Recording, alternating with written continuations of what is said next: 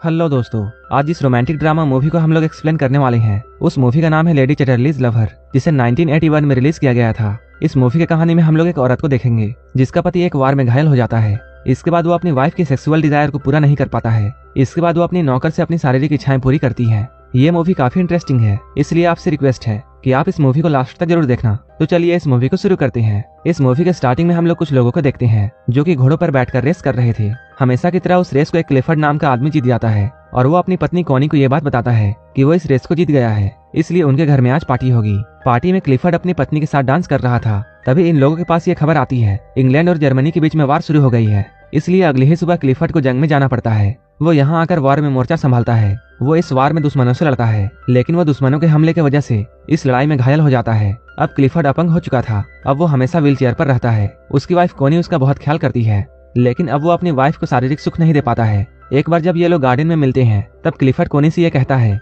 तुम मेरी वजह से अपनी लाइफ बर्बाद मत करो। अगर तुम चाहो तो तुम किसी के साथ भी इंटीमेट हो सकती हो और तुम दोनों का जो भी बच्चा होगा मैं उसे अपना वारिस बनाऊंगा। कोनी उससे बोलती है, तुम बहुत अच्छे हो, इसलिए मैं तुमसे बहुत प्यार करती हूँ। तभी यहाँ पर उनका नौकर ओलिवर आता है। क्लिफर्ड ओलिवर से ये कहता है, तुम मुझे घर तक छोड़ दो। इसके बाद ओलिवर क्लिफर्ड को घर तक छोड़ देता है। इसके बाद जब ओलिवर कोनी को देखता है तब वो कोनी की तरफ अट्रैक्ट होने लगता है और वो उसे लाइक करता है। जब वो यहाँ से जा रहा होता है तब वो कोनी को पीछे मुड़कर देखता है। एक दिन अचानक क्लिफर्ड की तबीयत बहुत खराब हो जाती है। ये लोग जल्दी से डॉक्टर को बुलाते हैं, लेकिन क्लिफर्ड का डॉक्टर उन्हें नहीं मिलता है। इसके बाद यहाँ एक नर्स आती है और इस नर्स का नाम मिस बोल्टन था। मिस बोल्टन यहाँ आकर क्लिफर्ड का इलाज करती है। ठीक होने के बाद क्लिफर्ड कोनी से ये कहता है, तुम ओलिवर के पास जाओ और वहाँ जाकर देखो कि काम कैसा चल रहा है। कोनी को वहाँ जाना पसंद नहीं था, लेकिन क्लिफर्ड ने उसे वहाँ जाने के लिए कहा था, इसलिए वो वहाँ जाने लगती है। यहाँ पहुंचकर वो ओलिवर को देखती है जो कि अपने कपड़े को उतारकर अपने बॉडी को साफ कर रहा था। जब वो ओलिवर को ऐसे देखती है तब उसके अंदर अजीब सी फीलिंग शुरू हो जाती है और वो ओलिवर को छुपकर देखने लगती है। वो यहाँ खड़ी होकर काफी देर तक ओलिवर को देखती है। इसके बाद वो बिना उससे मिले घर वापस लौट जाती है। घर आने पर क्लिफर्ड उससे काम के बारे में पूछता है। तब वो क्लिफर्ड को ये बताती है कि ओलिवर उसे नहीं मिला। इधर मिस बोल्टन यहाँ क्लिफर्ड के ट्रीटमेंट के लिए रात में रुक जाती है। वहीं कोनी अपने कमरे में जाती है, लेकिन उसे रात में ओलिवर का ख्याल आने लगता है और वो ओलिवर के बारे में बार बार सोचे जा रही थी। उसके बारे में सोचकर वो अपनी बॉडी को टच करती है। अगले दिन फिर से क्लिफर्ड उसे ओलिवर के पास भेजता है। कोनी जब यहाँ पहुंचती है तब ओलिवर उससे अच्छे से बात नहीं करता है, क्योंकि उसे ये बात पता चल चुकी थी कि कोनी उससे क्या चाहती है और वो कोनी से अफेयर नहीं चाहता था, क्योंकि वो उसके घर का एक मामूली नौकर था और कोनी उसके बॉस की वाइफ थी। इसके बाद कोनी अपने घर लौट जाती है, लेकिन अगली बार जब ओलिवर से वो मिलती है तब ओलिवर उसे अपने कॉटेज की एक चाबी दे देता है और अब वो जब चाहे तब उसके कॉटेज में आ सकती थी। ओलिवर इनके पंछी और अंडों का ख्याल रखता है, इसलिए अब कोनी जब चाहे तब यहाँ आकर उन पंछियों को देख सकती थी। कोनी अब हर रोज यहाँ आने लगी और वो यहाँ आकर चुपके से ओलिवर को देखती थी। जब वो ओलिवर के पास जाती है तब ओलिवर उसे एक नन्हा सा चूजा दिखाता है, जिस चूजे को देखकर कोनी रोने लगती है, क्योंकि अब तक कोनी का कोई भी बच्चा नहीं था और अब क्लिफर्ड की हालत बहुत बुरी हो चुकी थी, इसलिए कोनी यहाँ रोने लगती है। तब ओलिवर उसके करीब आता है और उसे गले से लगा लेता है। इसके बाद ये दोनों यहीं पर इंटीमेट होते हैं, लेकिन इंटीमेट होने के बाद कोनी को ऐसा करके बहुत बुरा लगता है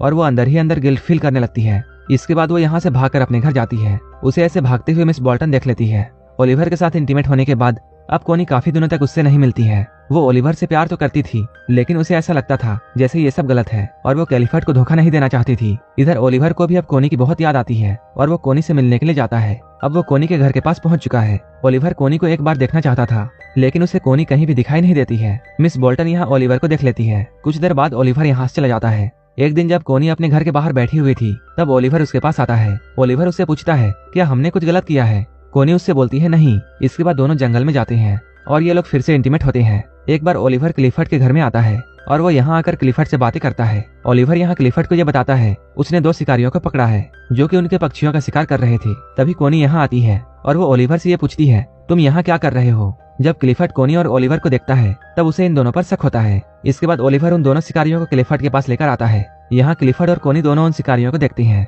क्लिफर्ड ओलिवर से ये कहता है इन दोनों शिकारियों पर मुकदमा चलना चाहिए, लेकिन कोनी उसे ऐसा करने से मना करती है। क्लिफर्ड उनसे बोलता है, मैं एक शर्त पर इन दोनों को छोड़ सकता हूँ। अगर ओलिवर अपने हाथ से उन दोनों को पीटेगा तब मैं उन दोनों को छोड़ दूंगा। अगर ओलिवर ऐसा नहीं करता है तब उसे इस नौकरी से निकाल दिया जाएगा। ओलिवर उन दोनों को पीटना नहीं चाहता था, लेकिन अपनी नौकरी के लिए उसे ऐसा करना पड़ता है। एक दिन जब कोनी ओलिवर के पास जाती है तब वो उससे ये कहती है, मुझे एक बच्चा चाहिए। ओलिवर उसकी बातों को सुनने के बाद उससे ये पूछता है, क्लिफर्ड का तब क्या होगा? क्या वो उस बच्चे को अपनाएगा?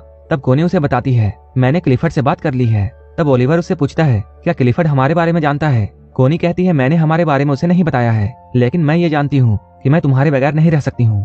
तब ओलिवर उसे बताता है, तुम्हें एक रात मेरे कॉटेज में आना होगा।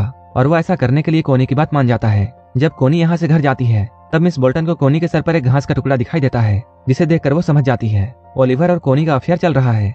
इधर हम लोग कोनी और ओलिवर को देखते हैं, जो कि अक्सर अब मिलते हैं। यहाँ कोनी ओलिवर से ये कहती है, मैं एक रात तुम्हारे कॉटेज में जरूर आऊंगी और मैं उस रात तुम्हारी वाइफ की तरह रहूंगी, लेकिन मैं क्लिफर्ड को छोड़ना नहीं चाहती हूँ, क्योंकि मैं क्लिफर्ड से बहुत प्यार करती हूँ और उसे अभी मेरी बहुत जरूरत है। यहाँ ओलिवर उससे ये कहता है, अगर तुम उसे हमारे बारे में बताती हो तब शायद हम दोनों को अलग होना पड़ेगा, क्योंकि मैं एक नौकर हूँ और क्लिफर्ड ये कभी नहीं चाहेगा कि तुम्हारा अफेयर एक नौकर के साथ रहे और एक नौकर का बच्चा उनका वारिस बने। शाम में जब कोनी वापस आ रही होती है तब क्लिफर्ड बाहर से आते हुए कोनी को देख लेता है। कोनी जब घर पहुंचती है तब वो क्लिफर्ड के पास आती है। यहाँ अगर कोनी क्लिफर्ड से ये पूछती है, तुम यहाँ बाहर क्या कर रहे हो, क्लिफर्ड उसे बताता है, मैं सनसेट देखने के लिए यहाँ आया हूँ। अब क्लिफर्ड को कोनी के बारे में पता चल चुका था और वो ये जानता था कोनी और ओलिवर का अफेयर चल रहा है, लेकिन अब वो उन दोनों का इंसल्ट करना चाहता था, इसलिए वो अगली सुबह ओलिवर के पास जाता है। लेकिन ये दोनों यहाँ आकर देखते हैं ओलिवर अपने घर पर नहीं है। इधर ओलिवर खुद ही कोनी से मिलने के लिए उसके घर की तरफ गया है। इसके बाद ओलिवर किसी तरह कोनी से मिलता है और वो उससे ये बोलता है, तुम आज रात मेरे साथ बिताओगी।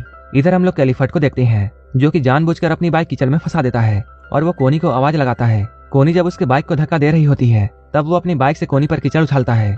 इसके बाद वो जोर से आवाज लगाकर ओलिवर को बुलाता है और वो ओलिवर के साथ भी ऐसा ही करता है। जब क्लिफर्ड सो जाता है तब कोनी अपने रूम से निकलकर ओलिवर के पास जाती है। इसके बाद ये लोग घपाघप करते हैं। इधर अचानक क्लिफर्ड की नींद टूट जाती है, क्योंकि उसे ऐसा लगा था कि कोनी घर पर नहीं है। इसके बाद वो किसी तरह कोनी के कमरे तक जाता है। वहाँ वो देखता है कोनी अपने कमरे में नहीं है। जब सुबह होती है तब क्लिफर्ड कोनी को घर आते हुए देखता है। यहाँ कोनी क्लिफर्ड से ये कहती है कि तुमने ही मुझसे ये कहा था कि एक आदमी पसंद करो और उसके साथ इंटीमेट होकर मुझे एक वारिस दो, लेकिन क्लिफर्ड उसे ये कहता है, मैंने तो ये कभी नहीं कहा था कि तुम एक नौकर के साथ इंटीमेट हो जाओ। इस बात से क्लिफर्ड को बहुत गुस्सा आता है। इसके बाद क्लिफर्ड कोनी को पेरिस भेजता है और वो ओलिवर को काम से निकाल देता है। इधर पेरिस में जब कोनी अपने सिस्टर के साथ होती है तब उसे ये बात पता चलती है कि वो प्रेग्नेंट है। इसके बाद वो फिर से क्लिफर्ड के पास आती है, लेकिन यहाँ आकर उसे ये जानकारी मिलती है कि क्लिफर्ड ने ओलिवर को काम से निकाल दिया था। इसके बाद वो ओलिवर को ढूंढने के लिए चली जाती है। वो ओलिवर को ढूंढ लेती है और उसे अपनी सारी बात बताती है कि वो उसके बच्चे की माँ बनने वाली है और वो ओलिवर के साथ रहना चाहती है, इसलिए वो क्लिफर्ड को छोड़ देगी। लेकिन ओलिवर उससे ये बोलता है, तुम्हें अपना बच्चा मिल चुका है और तुम्हारे पति को उसका वारिस मिल गया है, इसलिए तुम्हें अब घर जाना चाहिए, क्योंकि मेरे पास अब तुम्हें देने के लिए कुछ भी नहीं है। क्लिफर्ड बहुत अमीर है और तुम उसके साथ एक अच्छी जिंदगी गुजार सकती हो। इसके बाद कोनी उससे ये बोलती है, मैं तुम्हारे साथ तुम्हारे खेतों में काम करके अपनी जिंदगी गुजार लूंगी और अब मैं तुम्हारे साथ ही रहना चाहती हूँ। ओलिवर भी यहाँ कोनी की बात मान जाता है और ये दोनों एक साथ रहने लगते हैं और अब ये लोग एक साथ बहुत खुश हैं और यहीं पर ये मूवी खत्म हो जाती है। अगर आपको ये मूवी अच्छी लगी हो तब एक लाइक जरूर कर देना और ऐसे ही मूवीज के लिए मेरे चैनल को जरूर सब्सक्राइब कर लेना।